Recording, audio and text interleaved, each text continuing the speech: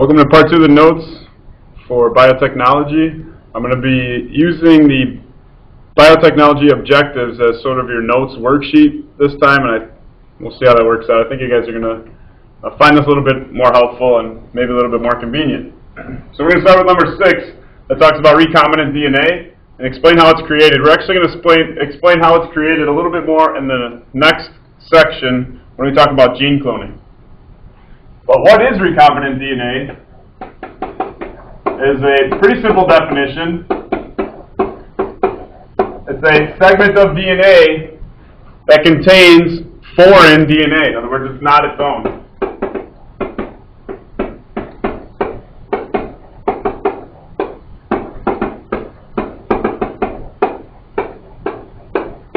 So a good example of this is a picture in your book on page 341, actually, that I talked about, is a tobacco plant that has a firefly gene in it, so the tobacco plant glows. So the foreign DNA in that case would be the firefly DNA, the firefly gene. We're also going to talk about a bunch of new vocabs, some that are actually should be recognizable, like ligase. We already talked about ligase. And it's an ACE, right? So we know it's an enzyme. And the job of ligase is to, just like it did in DNA replication, seal the phosphate sugar, I'm going to abbreviate PS, phosphate sugar backbone of DNA.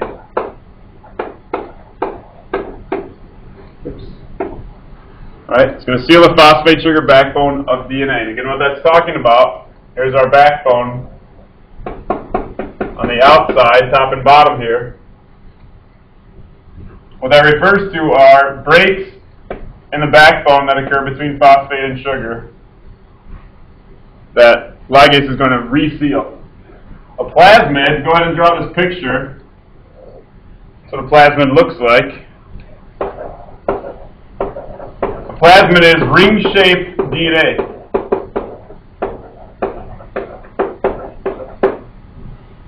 And typically we find plasmids are found in bacteria. It's an organism that scientists are commonly working with because they're so easy to access and there's so many of them.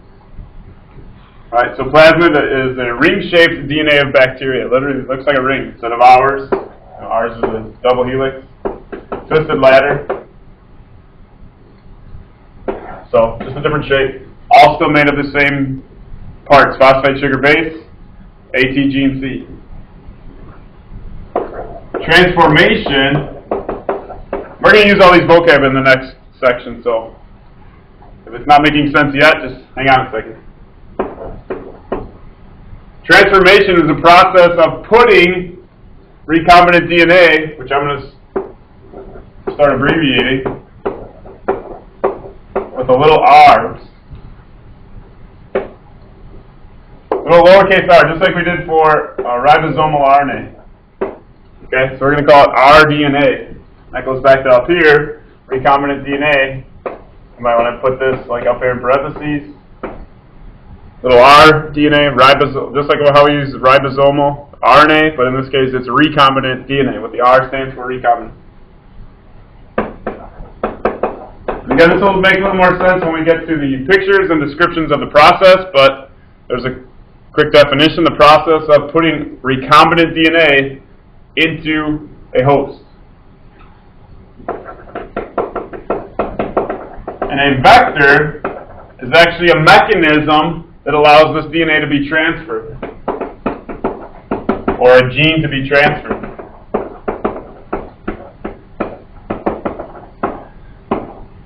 So I'm just going to call it the recombinant DNA, a mechanism that transfers recombinant DNA, or recombinant gene. This last one, a transgenic organism, is an organism that contains functional recombinant DNA.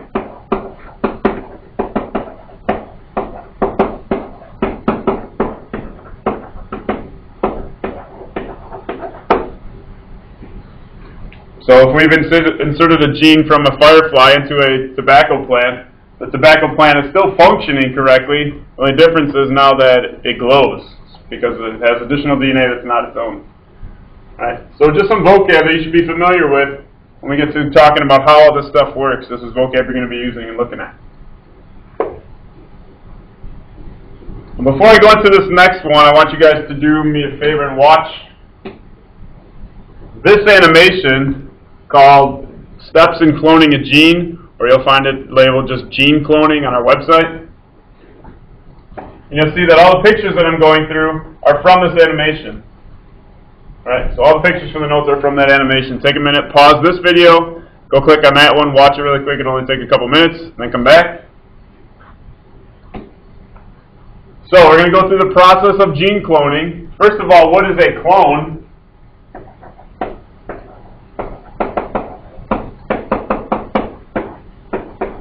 And really simply put, it's called, a clone is a genetic copy. Now this can be a copy of a couple different things. We can copy genes, which is exactly the process we're going to talk about.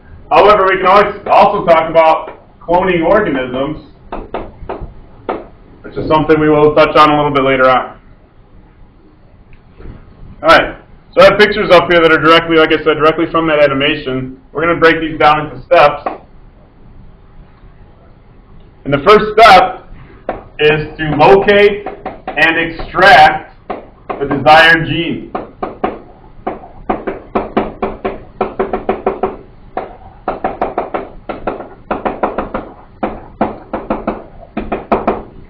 Alright, so taking the gene that we're interested in out of the organism. In most cases, this is a bacterium, but again, this could be lots of different types of organisms that we're talking about. Step 2, here's our friend restriction enzyme. I'm going to abbreviate using RE, or RE with a little s if it's multiple. I'm going to say use restriction enzyme, again abbreviating RE. We're going to cut out the gene that we're interested in.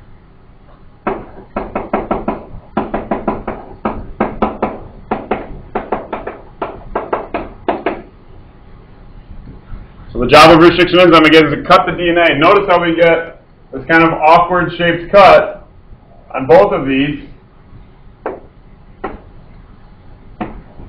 Right here, we get these sticky ends. We're going to talk about that in the next step, which is on the next page.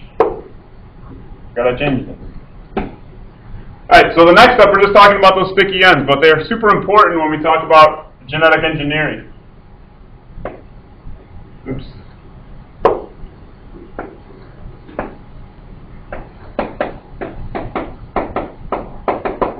So we're going to say for step 3, sticky ends are produced.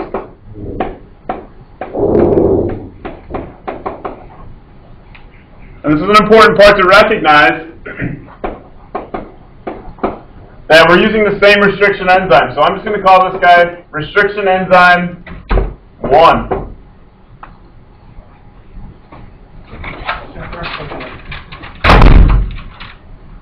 It's something to recognize that we're using the same restriction enzyme here to cut, or we have used the same restriction enzyme, but that we're going to cut out the gene. It's zooming into the end, so you can see those sticky ends, how they kind of hang off there. We're going to use the same restriction enzyme in our next step. So this is cut by restriction enzyme 1. We're going to call this also restriction enzyme 1. Alright, so I'm going to say the same restriction enzyme to help clarify. Same restriction enzyme is used to cut open the host DNA, or host plasmid in this case. Sorry, that says plasmid. Let me redo that. Oops. So you can actually read it. So right here is our plasmid vector. You can see it labeled there. A vector because this is going to be the mechanism of transferring this gene here somewhere else. This is going to be the mechanism that it transfers on or in. You can see how the sticky ends are the exact same. They have to be so that the gene of interest will fit into the plasmid vector that we're choosing to insert it on. So it has to be the same restriction enzyme. Important concept to understand how and why that works. Next up is DNA ligase, or just ligase, but they've labeled it DNA ligase in the animation, so let's use that terminology. DNA ligase, COZPS, phosphate sugar. Backbone on the DNA. That applies to where the new gene, our gene of interest, has been inserted on our plasmid vector. So again, here, I'm going to use a different color. Right here, in red, are the bonds that are going to be resealed by DNA ligase. The hydrogen bonds form just because.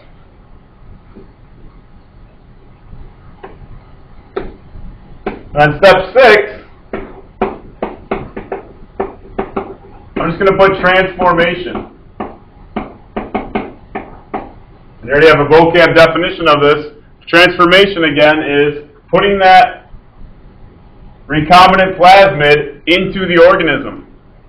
In other words, once the plasmid, or once the DNA, no matter what form that is, once the DNA is done being manipulated by scientists, they have to put it back into the organism, and then that organism will make copies of itself, in this case by bacteria, asexually, and now all these bacteria afterwards will have the gene that we've given it to its original, to its parent, I guess.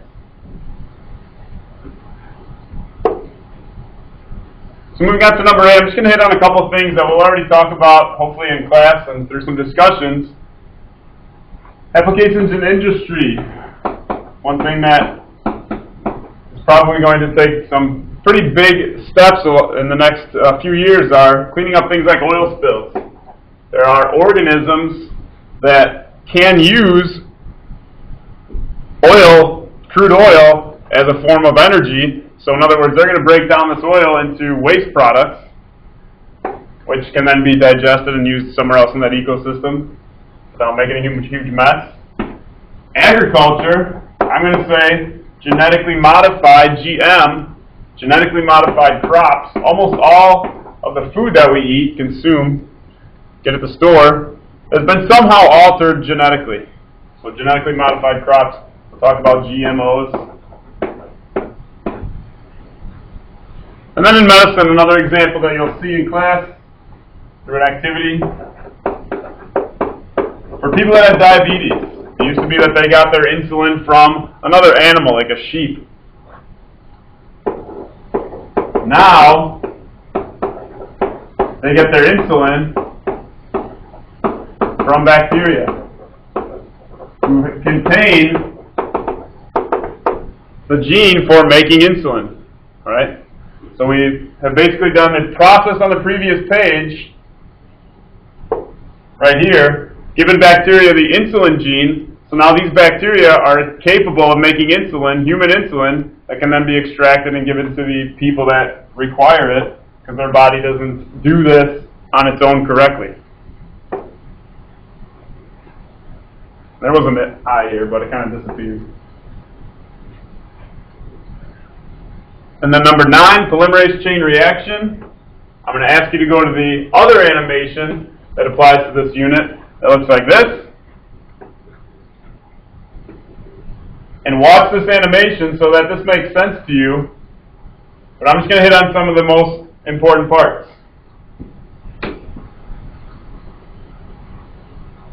There are 3 basic steps that take place here. Heat. Add all the parts that are necessary, new nucleotides, enzymes, and whatnot. And then cooling it down so that all these things can do their job and actually make tons and tons and tons of copies of DNA artificially in a lab. That is the definition of PCR, polymerase chain reaction.